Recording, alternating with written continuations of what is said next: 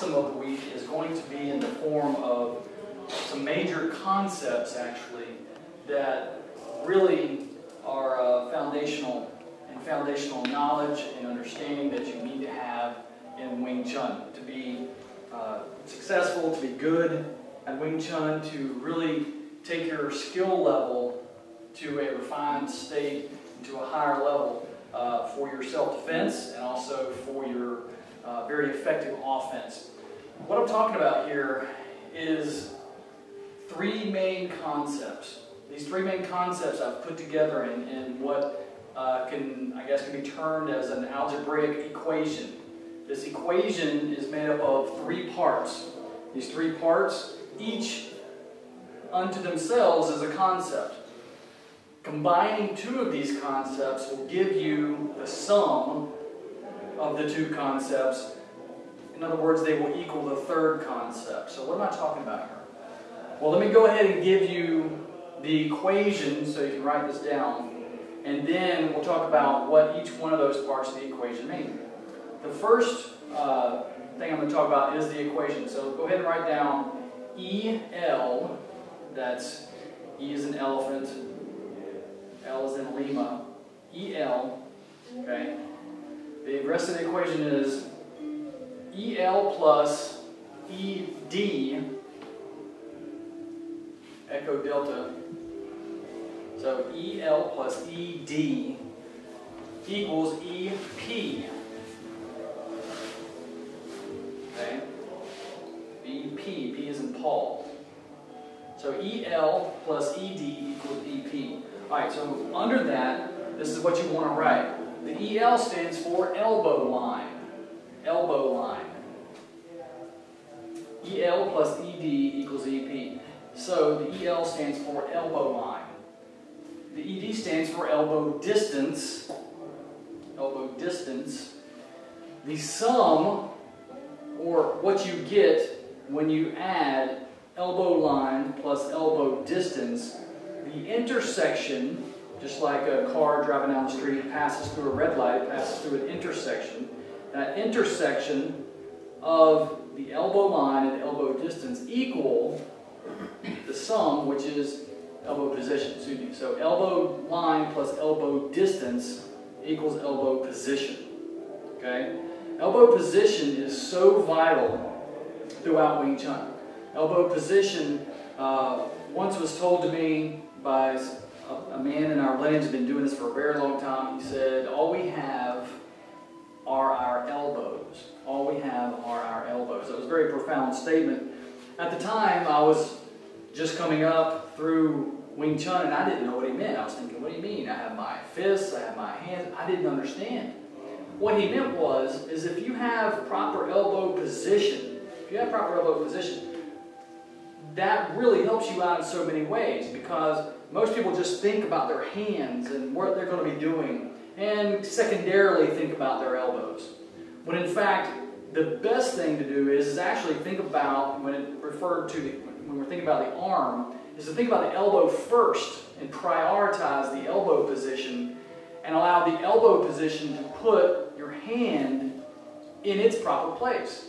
So, for example, instead of my punch coming out like this and only thinking about my punch, if I only think about my fist, my elbow is too far out.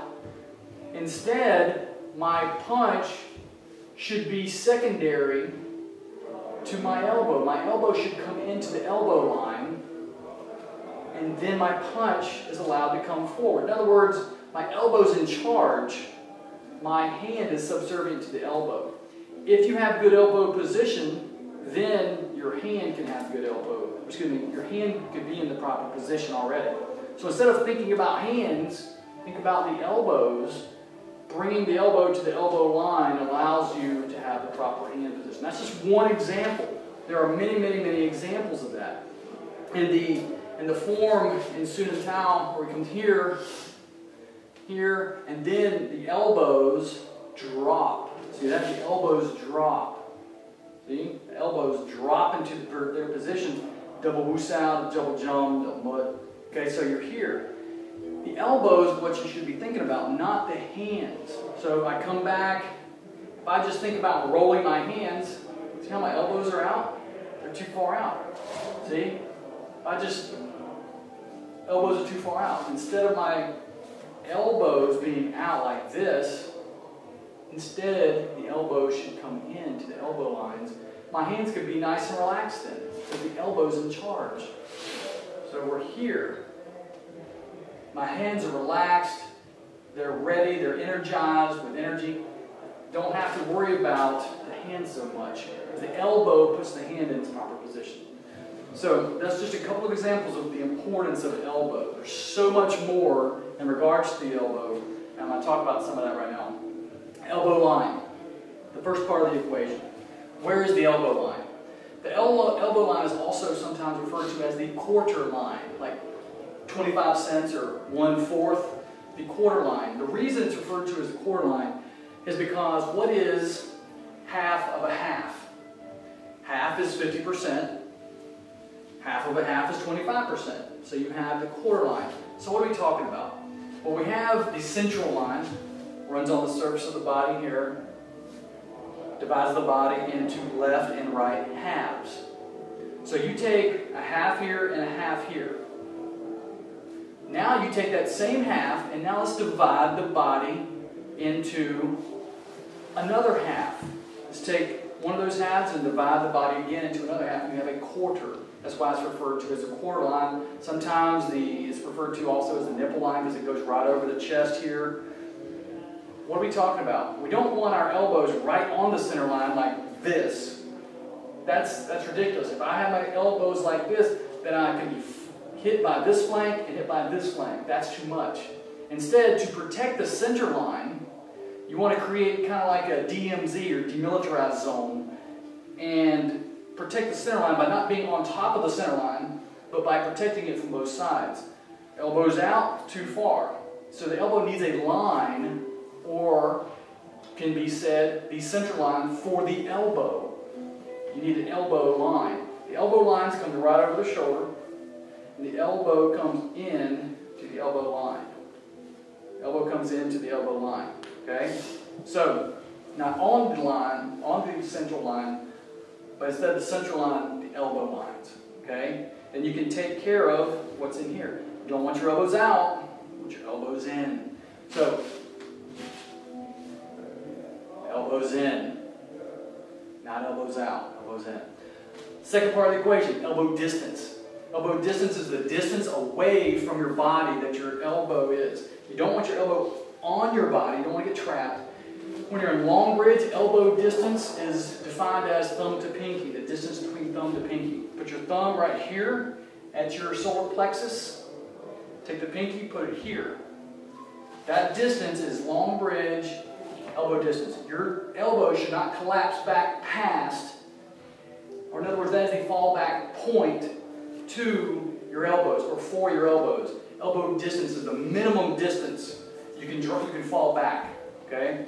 So that is, and there's a lot more to that, but kind of running out of time here, so I'm going to abbreviate it. Elbow line plus elbow distance, you have an intersection. Here's the line, there's my finger. Elbow distance off of my body, there's my other finger. See? Elbow line, one finger, elbow distance off of my body, another finger. That intersection right there is my elbow position. Right there. Elbow line plus elbow distance equals elbow position. We are best when we have good elbow position. Okay, so think about when I say bring your elbows in, bring your elbows to the intersection or the crosshairs of the elbow line and the elbow position. Where they intersect, that is your elbow position. Elbow line, elbow distance equals elbow position. Okay? Good job, guys. If you have any questions?